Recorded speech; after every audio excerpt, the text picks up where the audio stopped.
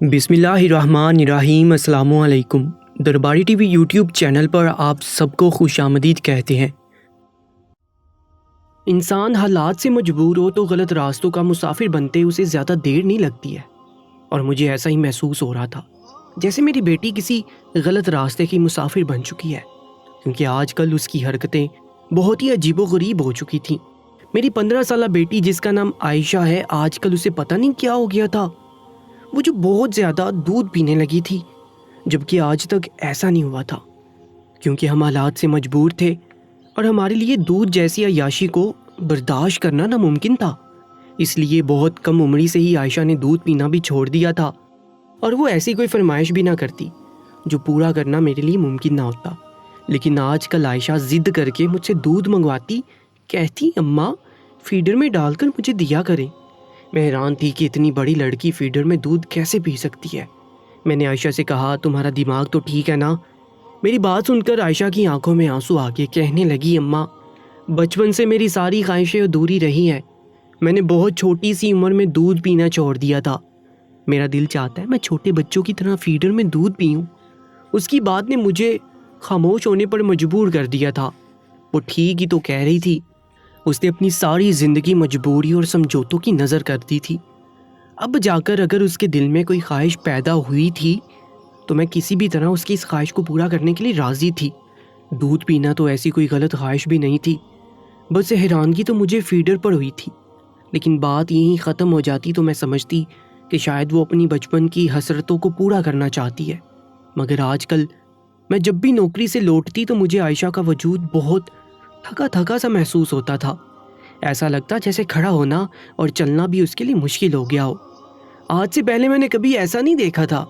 وہ تو میری بہت ہی پھرتیلی بچی تھی، ہر وقت اچھلتی کودتی رہتی، پڑھائی میں بھی اول تھی، اور میں اسے ایک سرکاری اسکول میں پڑھا رہی تھی، کیونکہ اس سے زیادہ میری قوت برداشت نہیں تھی۔ میں صبح نوکری کے لیے نکل جاتی اور میرے پیچھے سے وہ اسکول چلی جاتی، واپس آ کر گھر کی صفائی ستھرائی بھی کر لیتی اور تھوڑا بہت کھانا بھی پکا لیا کرتی تھی۔ اس کے اندر بہت کم عمری سے ہی احساس کا جذبہ پیدا ہو گیا تھا۔ اس نے دیکھا تھا کہ اس کی ماں اس کے باپ کے بغیر کیسے گزارا کر رہی ہے، اسی لیے وہ خود سے میرا خیال رکھنے لگی تھی۔ لیکن پچھلے بہت دنوں سے میں دیکھ رہی تھی کہ جب میں آتی تو نہ ہی گھر کی صفائی ہوئی ہوتی اور نہ ہی کھانا بنا ہوتا۔ عائشہ کی حالت بھی بہت بے ترتیب نظر آتی، اس کے بکھڑے بال، تھکاوٹ زدہ وجود مجھے عجیب سی کوئی کہانی سنا رہا ہوتا۔ میری چھٹی کا دن تھا، میں گھر کی مصروف تھی۔ میں نے سوچا کہ عائشہ کو تو پڑھائی سے فرصت ہی نہیں ملتی، میں اس کا کمرہ صاف کر کے اس کی الماریاں بھی جما دیتی ہوں۔ اور یہی سوچ کر جب میں اس کے کمرے کی صفائی کرنا شروع ہوئی تو مجھے وہاں سے عجیب عجیب سی چیزیں ملنے لگی۔ مجھے سمجھ نہیں آ رہا تھا کہ میری بیٹی کو اچانک سے ہو کیا گیا ہے، وہ کب سے اتنی چھوٹی بچی بن گئی ہے۔ اور جیسے میں نے اس کی الماری کھولی تو میں چونک اٹھی، اس کی الماری میں کچھ نئے کپڑے موجود تھے جو میں نے اسے نہیں دلوائے تھے۔ میں حیرت سے ان نئے جوڑوں کو دیکھ رہی تھی جو کافی مہنگے معلوم ہوتے تھے۔ عائشہ کے پاس یہ کپڑے کہاں سے آئے تھے مجھے کچھ اندازہ نہیں تھا۔ اتنے میں عائشہ اپنے کمرے میں آئی تو مجھے الماری میں غصہ دیکھ کر غصے میں آگی، کہنے لگی اماں آپ کیوں میری چیزوں کو ہاتھ لگاتی ہیں؟ میں اپنا سامان اپنے حساب سے رکھتی ہوں۔ میں نے وہ نئے جوڑے نکال کر بستر پر پھینکے اور کہا کہ یہ اتنے مہنگے جوڑے تیرے پاس کہاں سے آئے ہیں؟ میری بات سن کر عائشہ کے چہرے کا رنگ بدل گیا۔ وہ کہنے لگی اماں یہ جوڑے تو میری سہیلی کے ہیں، اسکول میں ایک فنکشن آنے والا ہے، اسی کی ہم تیاری کر رہے ہیں۔ مجھے ٹیبلو کے کردار کے حساب سے کپڑوں کی ضرورت تھی، اس لیے میری دوست نے مجھے یہ کپڑے لا کر دے دیے۔ میں نے ناراضگی سے عائشہ سے کہا کہ اگر تمہیں کسی چیز کی ضرورت تھی تو مجھے کہنا چاہیے تھا، یوں اپنی دوست سے کپڑے مانگنے کی کیا ضرورت تھی؟ اس طرح تو انسان کی عزت نفس مجروح ہوتی ہے، اور میں نہیں چاہتی کہ تم دوسروں کے آگے ہاتھ پھیلاؤ۔ میری بات سن کر عائشہ نے میرے گلے میں اپنی باہوں کا ہاتھ ڈال دیا، کہنے لگی اماں میں آپ کو پریشان نہیں کرنا چاہتی تھی، اور 2 گھنٹے کے ٹیبلو کی تو بات تھی، اگر آپ کو اچھا نہیں لگتا تو یہ جوڑے میں ابھی واپس لوٹا دیتی ہوں۔ میں نے آہستہ سے کہا کہ اب کی بار تم نے لیے ہیں تو اپنے ٹیبلو میں استعمال کر لو، لیکن آئندہ اپنی کسی بھی ضرورت کا ذکر صرف اور صرف مجھ سے کرنا۔ میری جیب میں پیسے ہوں یا نہ ہوں، میں عائشہ کی ضرورتوں کو نظر انداز نہیں کیا کرتی تھی۔ میں تو دفتر جانے سے پہلے بھی اس کے کہنے پر اسے کلو بھر دودھ لا کر دیا کرتی اور میرے آنے تک وہ ختم ہو چکا ہوتا۔ عائشہ نے مجھ سے 2 فیڈر منگوائے تھے اور کوئی نہ کوئی فیڈر باورچی خانے میں گندا پڑا ہوتا۔ میں نے کئی دفعہ عائشہ کو کہا کہ فیڈر میں دودھ پینے کی کیا ضرورت تھی، لیکن وہ میری بات سن کر مسکرا دیتی، کوئی جواب نہ دیتی۔ کبھی کبھی رات کے وقت مجھے ایسا محسوس ہوتا جیسے اس کے کمرے سے بچوں کے رونے کی آواز آ رہی ہو۔ میں سارے دن کی اس قدر تھکی ہوتی کہ اٹھ کر عائشہ کے کمرے میں جانے کی ہمت بھی نہ کر پاتی، اور جب صبح اس سے پوچھتی تو وہ کہہ دیتی کہ اماں آپ کو وہم ہو گیا ہوگا، یا پاس پڑوس سے کہیں سے آواز آ رہی ہوگی۔ میرے کمرے سے بھلا کون سے بچوں کی آواز آ سکتی ہے؟ 1-2 دفعہ مجھے ایسا ہی محسوس ہوا، لیکن میں عائشہ سے جب بھی کوئی سوال پوچھتی تو وہ کوئی نہ کوئی جواب دے کر مجھے مطمئن کر دیا کرتی۔ کہتی کہ آج کل اسکول میں پڑھائی بہت زیادہ ہو رہی ہے، اسے نہ ہی گھر پر توجہ دینے کا وقت مل رہا ہے اور نہ ہی اپنے آپ پر، وہ اپنی پڑھائی میں بہت زیادہ مصروف ہے۔ یہ سن کر مجھے خوشی ہوتی کہ اچھا ہے، اس کا بورڈ کا پہلا امتحان ہے، اگر وہ اچھے نمبروں سے کامیابی حاصل کرے گی تو مجھے خوشی ہوگی۔ میری ہمیشہ سے خواہش تھی کہ میں اسے اچھا پڑھا لکھا کر پھر اس کی شادی کروں، تاکہ میری طرح عائشہ کو زندگی میں بہت سے اتار چڑھاؤ کا سامنا نہ کرنا پڑے، جو مجھے تعلیم کے نہ ہونے کی وجہ سے کرنا پڑا تھا۔ میں پوری طرح مطمئن ہو کر اپنی نوکری پر توجہ دے رہی تھی اور ساتھ ہی ساتھ تھوڑے بہت پیسے بھی جمع کرنا شروع کر دیے تھے تاکہ عائشہ کی وقت آنے پر شادی کر سکوں۔ لیکن اسکول سے آنے والے ایک فون نے میرے ہوش اڑا کر رکھ دیے۔ عائشہ کی میڈم نے مجھے فون کر کے اسکول بلایا تھا اور کہا تھا کہ آپ سے کچھ ضروری بات کرنی ہے۔ میں بہت زیادہ فکر مند ہو گئی تھی، پتہ نہیں میڈم نے مجھے اتنا ارجنٹ کیوں بلایا تھا۔ آج سے پہلے تک تو کبھی اس طرح کا کوئی فون نہیں آیا تھا۔ میں دفتر سے چھٹی لے کر فوراً ہی عائشہ کے اسکول کی طرف روانہ ہوگی۔ سارا راستہ مجھے یہی خیال ستاتا رہا کہ عائشہ کسی ٹیسٹ میں فیل تو نہیں ہوگی، لیکن آج تک کبھی ایسا نہیں ہوا تھا کہ عائشہ کا ایک نمبر بھی کم آیا ہو۔ انہی سوچوں میں گم جب میں اسکول پہنچی تو میڈم نے مجھے عجیب سی نظروں سے دیکھا اور کہنے لگی، سب خیریت تو ہے نا مس نجمہ؟ آج تک آپ نے عائشہ کی ایک چھٹی بھی نہیں کرائی، اور پچھلے 20 دنوں سے عائشہ نے اسکول کی شکل بھی نہیں دیکھی۔ اس کے بورڈ کے سالانہ امتحان قریب ہے اور آپ اس سال اتنا لاپرواہ کیسے ہو سکتی ہیں؟ آج تک کبھی عائشہ بیمار بھی ہوئی تو آپ نے چھٹی کی درخواست خود لا کر جمع کروائی ہے، لیکن اس دفعہ تو 20 دن گزرنے کے باوجود بھی آپ نے ہم سے کوئی رابطہ نہیں کیا۔ میڈم کی بات سن کر میری جان نکل گئی تھی کہ کیسے ممکن تھا کہ عائشہ 20 دن سے اسکول ہی نہ آتی، جبکہ جہاں تک مجھے معلوم تھا عائشہ تو پابندی سے اسکول آ رہی تھی۔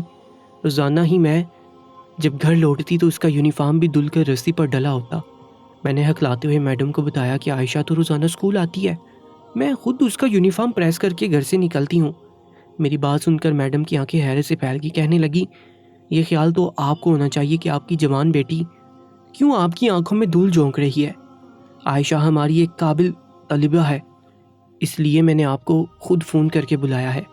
عائشہ اسکول نہیں آتی تو کہاں جاتی ہے، کیا کرتی ہے، یہ پتہ کرنا آپ کی ذمہ داری ہے۔ اب آپ عائشہ کو پابندی سے اسکول بھجوائیے گا، نہیں تو میں اس کا نام برخاست کرنے پر مجبور ہو جاؤں گی۔ میڈم کی بات مکمل ہوئی تو میں ٹوٹے دل اور تھکے قدموں کے ساتھ اسکول سے باہر نکل آئی۔ عائشہ مجھے اتنا بڑا دھوکہ دے سکتی ہے کہ میں سوچ بھی نہیں سکتی تھی۔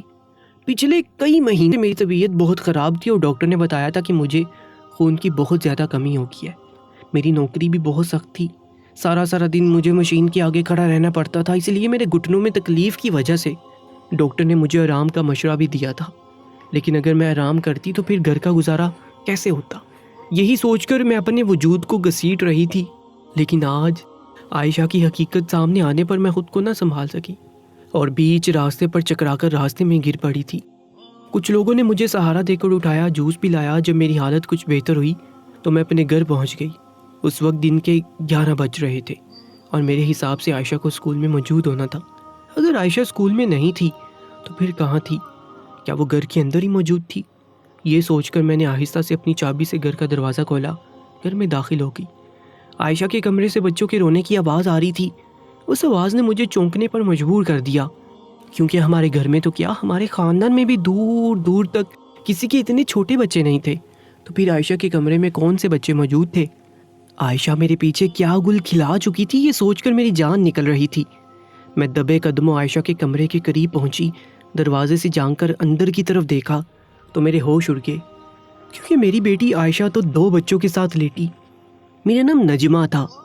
میرے ماں باپ نے میری شادی بہت کم عمری میں کروا دی تھی۔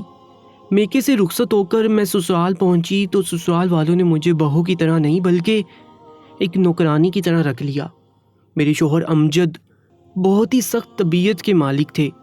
انہوں نے مجھے کبھی بیوی کا درجہ نہ دیا، بلکہ مجھ سے اس طرح پیش آتے جیسے میں ان کی زر خرید غلام ہوں۔ کم عمری میں شادی کی وجہ سے میرے لیے شادی ایک خوبصورت خواب جیسی تھی، لیکن شادی کے بعد مجھے پتہ چلا کہ یہ خواب ایک بھیانک حقیقت بن کر میرے سامنے آیا ہے۔ میں دن رات امجد اور امجد کے گھر والوں کی خدمت کرتی رہی، یہاں تک کہ امید سے ہو گئی، لیکن میں نے سب کی خدمت میں کوئی کسر نہ چھوڑی اور اپنی خراب طبیعت کے باوجود بھی دن رات کام کرتی رہی۔ میرے ماں باپ نے مجھے صاف لفظوں میں کہہ دیا تھا کہ ہم تمہیں رخصت کر چکے اور تمہاری واپسی کے لیے اس گھر کے دروازے بند ہیں۔ نہ ہی کوئی میرے درد کی داستان سننے والا تھا، نہ ہی کوئی شفقت سے میرے سر پر ہاتھ رکھنے والا۔ شادی کے 10ویں مہینے میں جب میرے پاس عائشہ کی پیدائش ہوئی تو میری ساس نے مجھے بہت مارا، اتنا مارا کہ سارا چہرہ نیلو نیل ہو گیا، اور امجد نے تو عائشہ کو گود میں اٹھا کر اس کی شکل بھی نہ دیکھی۔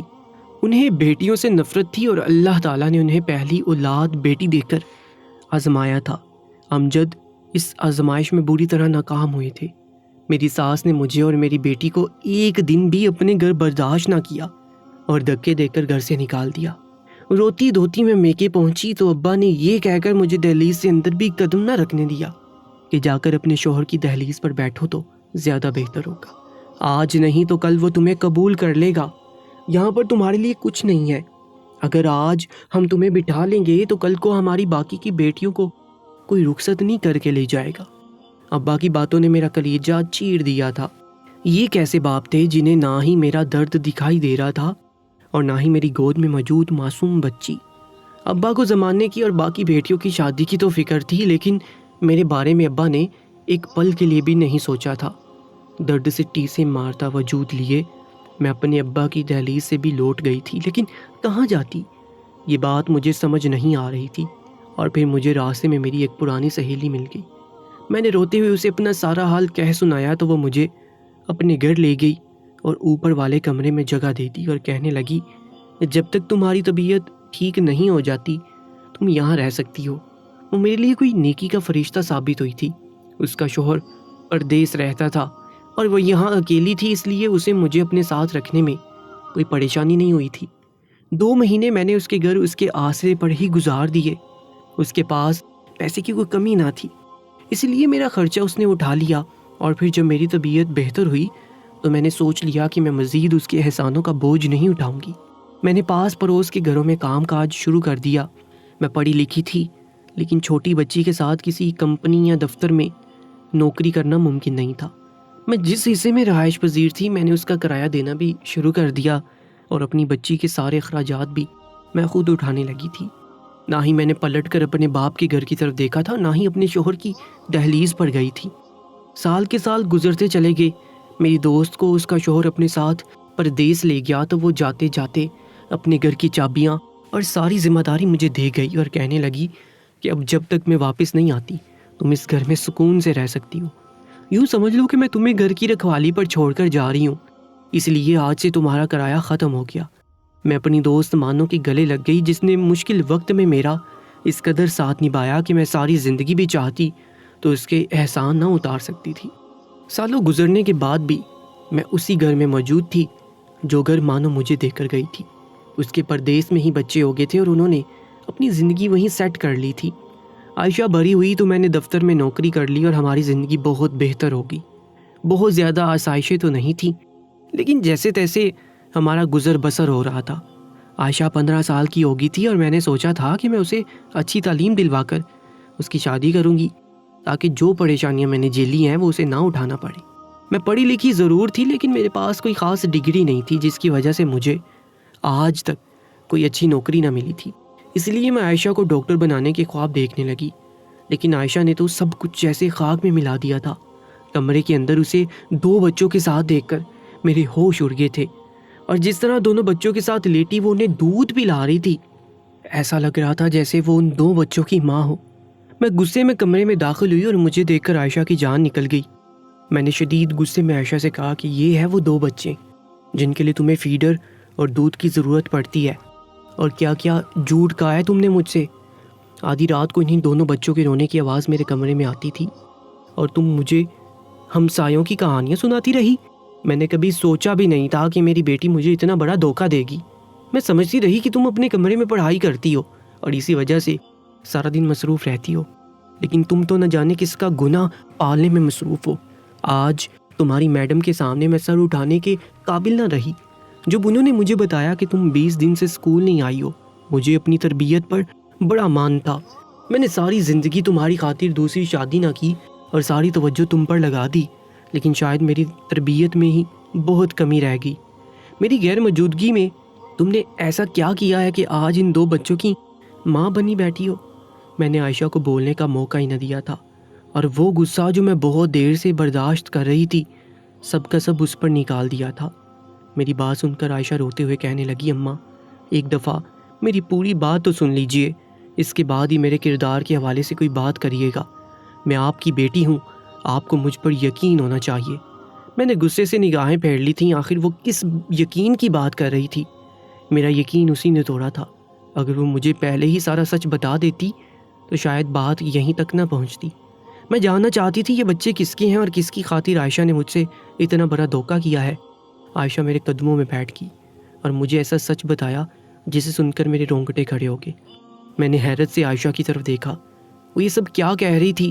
عائشہ روتے ہوئے کہنے لگی، اماں میری بات کا یقین کیجیے، میں آپ سے جھوٹ نہیں کہہ رہی ہوں۔ میں نے عائشہ کا سچ جان کر غصے میں کہا کہ ان بچوں کو یہاں سے کہیں دور لے جاؤ اور کسی یتیم خانے میں چھوڑ دو، لیکن ہمارے گھر ان بچوں کی کوئی جگہ نہیں ہے۔ عائشہ نے روتے ہوئے میرے آگے ہاتھ جوڑ دیے، کہنے لگی، اماں ان معصوم بچوں کی کیا غلطی ہے؟ آپ ان پر رحم کھائیں، یہ ہمارے کچھ لگتے ہیں، میں انہیں کیسے اس طرح چھوڑ سکتی ہوں؟ عائشہ چاہتی تھی میں اپنا ظرف بڑا کروں اور ماضی کی ساری تلخیوں کو بلا کر ان دونوں بچوں کو اپنا لوں، لیکن میرے لیے یہ ممکن نہیں تھا کیونکہ یہ دونوں بچے میری سوتن یعنی امجد کی دوسری بیوی کے تھے۔ عائشہ نے بتایا کہ کئی مہینوں پہلے اسے اسکول کے باہر امجد ملے تھے اور انہوں نے عائشہ کو بتایا تھا کہ وہ اس کے باپ ہے۔ عائشہ نے امجد کی تصویر دیکھ رکھی تھی، اس لیے وہ اپنے باپ کو پہچان گئی۔ امجد اکثر ہی اسکول کی چھٹی پر اس سے ملنے کے لیے آنے لگے تھے۔ وہ اپنی گزری زندگی پر بہت شرمندہ تھے اور خود مجھ سے معافی مانگنا چاہتے تھے، لیکن ان میں اتنی ہمت نہیں تھی کہ وہ مجھ سے معافی مانگنے کے لیے ہمارے دروازے تک آتے۔ امجد کی اماں کا انتقال ہو چکا تھا اور وہ سارا غصہ ان کی ذات سے کافور ہو گیا تھا۔ جب وہ اپنی بھابھیوں کے آسرے پر پڑے اور ان کی بھابھیوں نے انہیں منہ تک نہ لگایا بلکہ اٹھتے بیٹھتے انہیں کام کاج کے حوالے سے تانے دینے لگے۔ امجد نے کئی سالوں تک مجھے ڈھونڈا لیکن میں انہیں نہ مل سکی۔ وہ مجھے واپس اپنی زندگی میں شامل کرنا چاہتے تھے۔ بہت سال گزرنے کے بعد انہوں نے اپنی بھابھیوں کے سلوک اور تنہائی سے تنگ آ کر دوسری شادی کی، لیکن دوسری بیوی کے ساتھ بھی ان کے نصیب میں زیادہ وقت نہیں لکھا تھا۔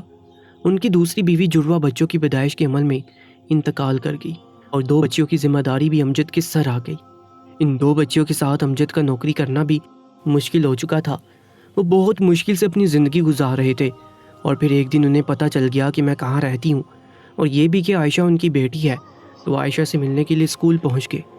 وہ جو بیٹیوں سے نفرت کرتے تھے، خدا نے انہیں ایک نہیں 3 بیٹیوں سے نواز دیا تھا، اور حالات نے انہیں یہ بھی سمجھا دیا تھا کہ بیٹیاں خدا کی رحمت ہوتی ہیں، کیونکہ اس رحمت کو گھر سے نکال کر وہ رسوا ہو چکے تھے۔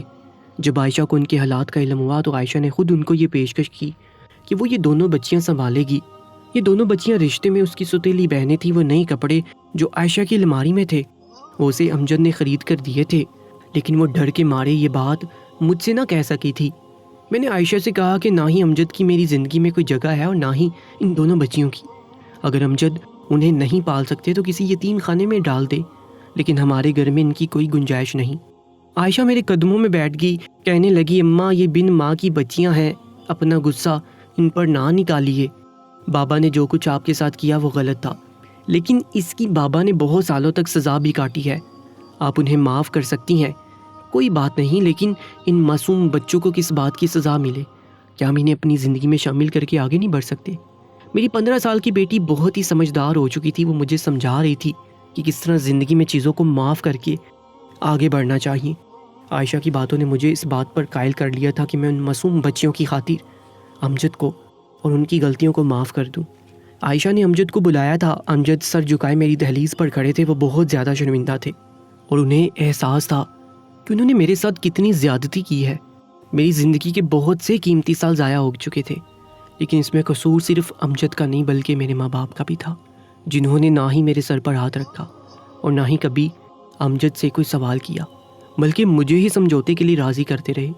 میں نے ان 2 معصوم بچوں کی خاطر امجد کو معاف کیا تھا۔ امجد نے مجھ سے وعدہ کیا تھا کہ وہ ہماری زندگی کی ساری محرومیوں کو مٹا دیں گے۔ میں گھر پر رہ کر عائشہ اور ان 2 معصوم بچوں کا خیال رکھنے لگی تھی اور امجد نے اپنی ذمہ داریوں کو اٹھا لیا تھا۔ بہت سالوں بعد مجھے گھر کا سکھ ملا تھا۔ کبھی کبھی میں سوچتی ہوں کہ میں نے اپنی زندگی میں جو اتنی تکلیف دہ سال گزارے ہیں، اس کی اصل وجہ کون ہے؟ میری وہ ساس جس نے اپنے بیٹے کی تربیت میں کوتاہی کر دی، یا میرے وہ ماں باپ جو معاشرے سے خوف زدہ رہے، یا میرا وہ شوہر جس نے بیوی کو بیوی کا درجہ دینے کی بجائے اسے پاؤں کی جوتی بنانا ضروری سمجھا؟